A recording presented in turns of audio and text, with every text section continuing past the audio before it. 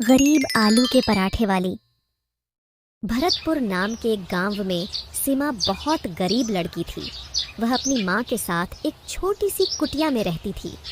उसके पिता उसकी माँ और सीमा को अकेला छोड़कर शहर में नौकरी का कहकर चले गए थे। माँ, पिताजी कहाँ हैं? वह कब आएंगे? बहुत दिन हो गए। वह तो हमसे कहकर गए थे कि जल्दी वापस आ जाऊंगा, फिर अभी तक क्यों नहीं आए? हाँ बेटा, मुझे भी यही चिंता रहती है। लेकिन बेटा, हमारे पास उनका कुछ पता नहीं है कि वह कहाँ गए हैं। पर हम कब तक पिताजी का इंतज़ार करते रहेंगे? क्यों ना हम शहर चले। हाँ बेटा, तुम सही कह रही हो। हमारे पास राशन भी खत्म हो गया है और पैसे भी बहुत कम बचे हैं। हम कल ही सुबह शहर चलेंगे तुम्हारे पिताजी को ढूंढने। लेकिन उसके पहले मैं पास में चाचा जी से इस बारे में बात कराती हूँ। वो पास में ही सरपंच रहते थे, जो बहुत समझदार थे। गांव के लोग उन्हें चाचा जी कहते थे। उनके पास बात करने जाती है। चाचा जी,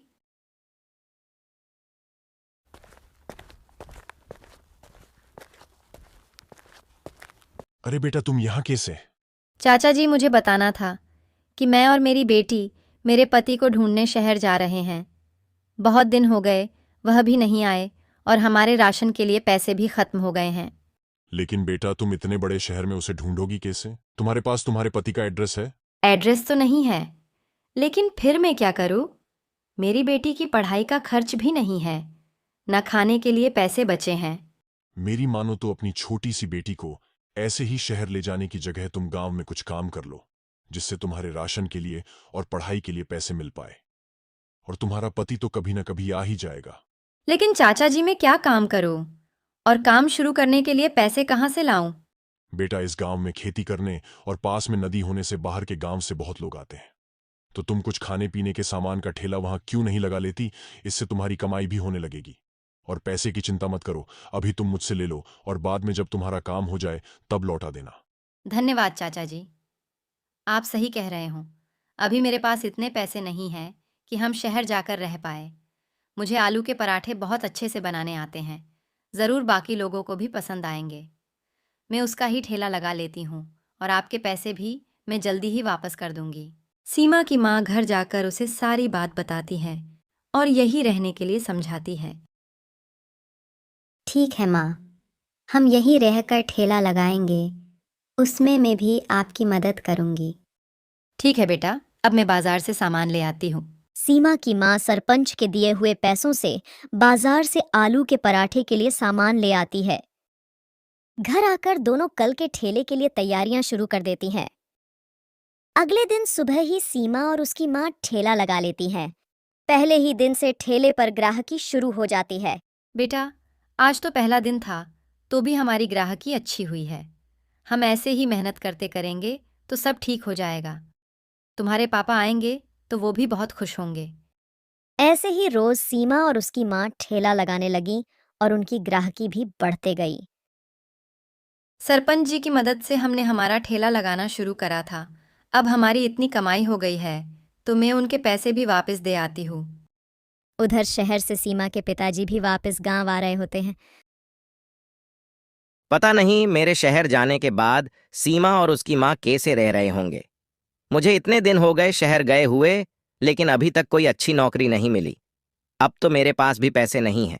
मैं घर जाकर उन दोनों से क्या कहूंगा और खाने पीने का खर्च भी कहाँ से लाकर दूंगा। अरे राजेश, तुम यहाँ कैसे? तुम तो शहर गए थे ना नौकरी करने, वापस कब आए? अरे भाई, वहीं से आ रहा हूँ। गया तो नौकरी के लिए था, लेकिन मुझे वहां नौकरी नहीं मिली। पता नहीं यहाँ मेरी बेटी और उसकी माँ कैसे रह रही होंगी। अरे तुम उसकी चिंता मत करो, वह दोनों तो यहाँ बहुत अच्छे से रह रही है। सीमा की माँ ने आलू के पराठे का ठेला लगाना है चालू करा है। बहुत दिनों से वह वहीं ठेला लगा रही है और उनकी कमाई भी बहुत अच्छी होने लगी है। लेकिन हर दिन वो दोनों बस तुम्हारा इंतजार करती रहती हैं। तुम्हें देखकर वो बहुत खुश हो जाएंगी। क्या तुम सच कह रहे हो? तुमने तो ये बताकर मेरी चिंता दूर कर दी। मैं अभी जाकर उन दोनों से मिलता हूँ। सीमा बेटा। अरे पिताजी, माँ देखो, पिताजी वापस आ गए। इतने दिन से आप कहाँ थे? हमें आपकी बहुत चिंता हो रही थी। मन में ना जाने कैसे कैसे ख्याल आ रहे थे। हमने बहुत कोशिश की कहीं से आपकी जानकारी लेने की, लेकिन कहीं से कुछ खबर नहीं मिली। हमारे पास राशन के लिए भी पैसे खत्म हो गए थे। सीमा के स्कूल की फीस के लिए भी पैसे नहीं थे, तो उसको भी स्कूल से निकाल दिया था। तभी से मैंने आलू के पराठे का ठेला लगाना चालू करा। मुझे भी शहर में तुम दोनों की बहुत चिंता हो रही थी। वहां मैं काम की तलाश में इधर उधर भटक रहा था, लेकिन कहीं कुछ काम नहीं मिला। कहीं काम मिला तो वो पैसे वहां रहने में खर्च हो गए। लेकिन तुम्हारे पास ठेला लगाने के पैसे कहाँ से आए? कहीं से तुम्हारी कोई खबर नहीं मिल रही थी और हमारे पास राशन भी नहीं बचा था। इसलिए मैं और सीमा तुम्हें ढूंढने शहर आ रहे थे।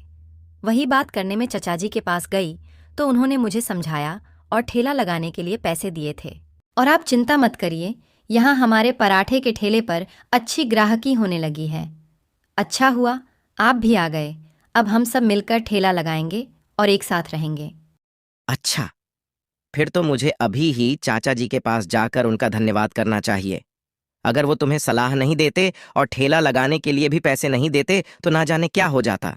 आप इतनी दूर से आए हैं, पहले कुछ खा लीजिए, फिर हम दोनों चाचा जी के पास चलते हैं। चाचा जी, आपका बहुत बहुत धन्यवाद। मेरे शहर जाने के बाद आपने मेरे परिवार की इतनी मदद की। अगर आप इन्हें शहर आने से नहीं रोकते तो पता नहीं मैं इन दोनों से कैसे मिलता। अरे बेटा, इसमें धन्यवाद की क्या बात है? यह तो मेरा फर्ज है। धन्यवाद तो तुम्हें तुम्हारी पत्नी का करना चाहिए। उसने तुम्हारी बेटी के लिए बिना सोचे इतनी मेहनत की और सफल भी हुई। अब तुम यहां आ गए हो तो अब तुम दोनों मिलकर काम करो। सीमा को स्कूल भेजने के बाद वह दोनों मिलकर ठेला लगाने लगे और अच्छी कमाई करने लगे।